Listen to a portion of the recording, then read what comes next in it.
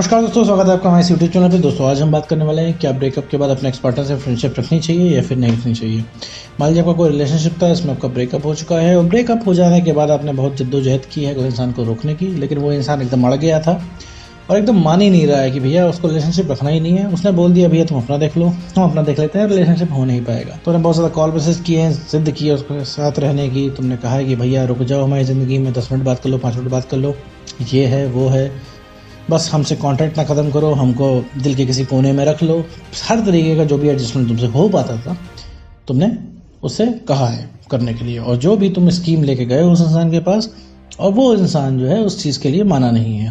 हर बार उसने मना किया है। बहुत ज़्यादा पीछे पड़ जाने के बाद उस इंसान ने कहा ऐसा ठीक है, हम देखो रिलेशनशिप पे तो नहीं रख पाएंगे, हम फ्रेंडशिप रख लेते हैं।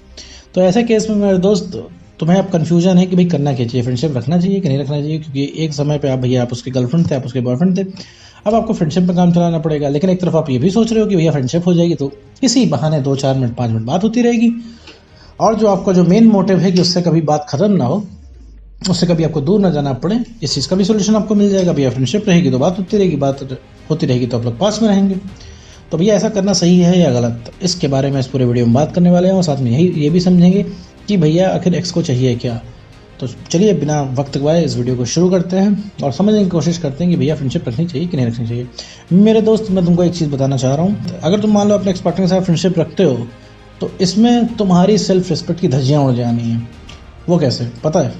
और वो मैं बताता हूँ कैसे। क्योंकि अगर तुम उस एक्स पार्टनर के साथ फ्रेंडशिप रखोगे तो तुम्हारी एक्सपेक्टेशन धीरे धीरे बढ़ेंगी। अभी क्या है, अभी तुम्हें बस ये चाह रहे हो कि तुम्हें बस फ्रेंडशिप मिल जाए। जहाँ उसने फ्रेंडशिप के लिए हाँ बोल दिया तो तुम्हें खलने लग जाएगा हर चीज़, क्योंकि तुम्हें अब पहले जैसा सब कुछ चाहिए जैसे रिलेशनशिप की शुरुआत में था। ये तो तुमने सोच लिया कि तुम्हारी उससे बात होती रहेगी फ्रेंडशिप के नाम पे, तो वो इंसान तुमसे रिलेशनशिप में तो है नहीं, तो लॉजिकली उसकी कोई मजबूरी नहीं है तुमसे बात करना। अगर उस इंसान ने बोल दिया देखो मैं 2 दिन के लिए बाहर हूँ और मैं बात नहीं कर पाऊँगा, तो तुम्हें झक मार के मानना पड़ेगा। और तुम जिद करोगे तो फिर वही वाली कंडीशन हो जाएगी, वो इंसान फ़ोन काट के उठा के ब्लॉक कर देगा। जो इंसान वादे ना निभा सका, जो इंसान रिलेशनशिप की कस्में ना पूरी कर सका, वो इंसान क्या तुमसे फ्रेंडशिप निभाएगा? क्या गारंटी है इस चीज़ की कि वो इंसान फ्रेंडशिप निभा लेगा? अब आप कहोगे उसने कहा था, अरे कहा तो मेरे दोस्त ये भी था कि कभी छोड़ के नहीं जाएंगे, लेकिन अभी क्या हो रहा है, वो इंसान छोड़ के जा रहा है कि नहीं जा रहा है? रीज़न क्या है इसका? कभी सोचने की कोशिश की है मेरे दोस्त?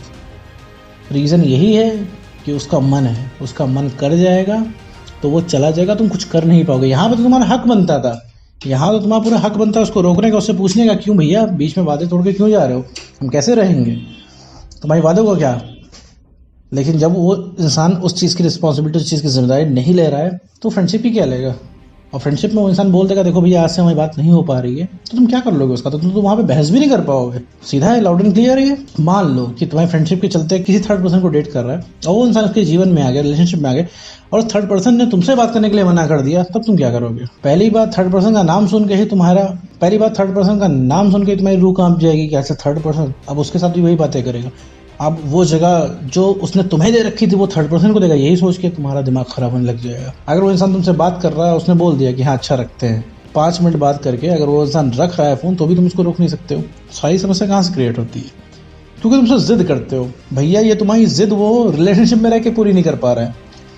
तुम्हारा ब्रेकअप हो रहा है, तुम उसको बार बार कॉल करो, बार बार क्यों काट रहा है इंसान? क्योंकि अब तुम उसके पीछे पड़ रहे हो। तुम्हारी 1 घंटा बात होती है, 1 घंटे में बहस हो जाती है। जब रिलेशनशिप में रह के वो तुमको बर्दाश्त टॉलरेट नहीं कर रहा है तो तुमको फ्रेंडशिप में रह के कैसे टॉलरेट करेगा? उसको सीधा कह देगा भैया हम लोग दोस्त हैं, क्यों कॉम्प्लिकेट कर रहे हो? क्योंकि 2 दोस्त कभी पीछे नहीं पड़ते बात करने के लिए। भाई किसी दोस्त ने मना कर दिया कि भैया आज बात नहीं हो पाएगी, तुम कोई टेंशन तो लेते नहीं हो, कल बात कर लेंगे, क्या ज़रूरी है? तो फ्रेंडशिप तुम्हारी नहीं चल पाएगी उस इंसान के साथ, क्योंकि तुम्हारी एक्सपेक्टेशन बहुत बढ़ गई हैं और बढ़ जाएंगी। और सेम इंसान को जो तुम हंसता हुआ देखोगे, खुश देखोगे, थर्ड पर्सन को डेट करते हुए देखोगे, तो तुम्हारा दिमाग खराब हो जाएगा। उस समय तुम्हें लगेगा भैया हमें क्या गलती है, हमें क्या कमी है, अगर तुम्हें डेट ही करना है, तुम्हें रिलेशनशिप में ही रहना है तो हमारे साथ रह लो, हम सारी गलतियाँ सुधारने को तो तैयार हैं, हम कॉम्प्रोमाइज़ भी करने के लिए तैयार हैं, भाई हम तो कॉम्प्रोमाइज़ के लिए भी रेडी हैं। लेकिन इसके बाद भी तो एक्सपर्ट तुम्हारे पास नहीं आ रहा है, ये सोच सोच के तुम्हारा दिमाग खराब होने लग जाएगा। और ये तुम्हारी बात मेरे दोस्त बन नहीं पाएगी फ्रेंडशिप वाली। फ्रेंडशिप में उसके साथ रहोगे तो डेली तुम्हारे कॉन्फिडेंस की ऐसी तैसी होगी, डेली तुमको झुक के रहना पड़ेगा, डेली तुम्हें लगेगा कि अत्याचार हो रहा है तुम्हारे ऊपर और तुम क्यों कम डिज़र्व कर रहे हो। तुम भी 50% का पूरा हक डिज़र्व करते हो उसके ऊपर। 50% उसका एफर्ट डिजर्व करते हो। क्यों? क्योंकि तुम भी रिलेशनशिप में थे। हर चीज़ तुम ही क्यों कर रहे हो, सारे एफर्ट तुम ही क्यों लगा रहे हो। जिस इंसान को रिलेशनशिप में नहीं रहना तुम क्यों रह रहे हो? जब उस इंसान को ही नहीं रहना तो तुम उसके पीछे क्यों पड़ रहे हो? रिलेशनशिप में 50-50% का एफर्ट होता है मेरे दोस्त। वो इंसान जो तुम्हारे वादे नहीं पूरे कर पाया वो तुमको डिजर्व नहीं करता है। जिस दिन से वो इंसान को छोड़ के चला गया उस दिन से हक तुम्हारे ऊपर उस इंसान का ख़त्म हो गया। तो सारी दम तुम क्यों लगा रहे हो रिलेशनशिप को रोकने के लिए? क्यों? क्योंकि तुमको दिक्कत हो रही है, क्योंकि तुमको परेशानी हो रही है।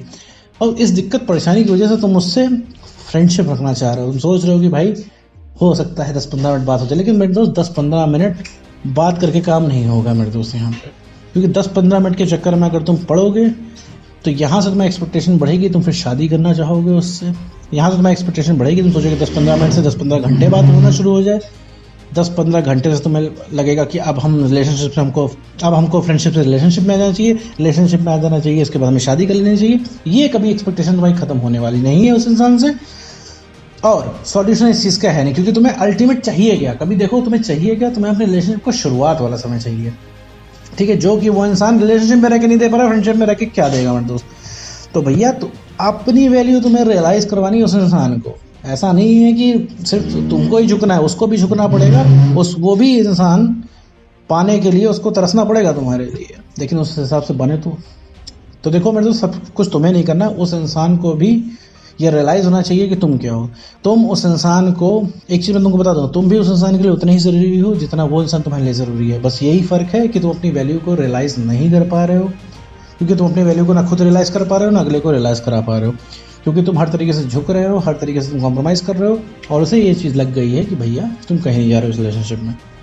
तो मेरे दोस्त, किसी भी रिलेशनशिप में ब्रेकअप के बाद जो होती है फ्रेंडशिप, कोई बढ़िया आइडिया नहीं है। ब्रेकअप के बाद फ्रेंडशिप नहीं करनी चाहिए, क्योंकि इससे तुम्हारी सेल्फ कॉन्फिडेंस की ऐसी तैसी हो जाती है, सेल्फ रिस्पेक्ट ख़त्म हो जाती है, तुम्हें सिर्फ कॉम्प्रोमाइज़ करके रहना पड़ता है, और इमोशनल तो आप डैमेज हो ही जाते हो।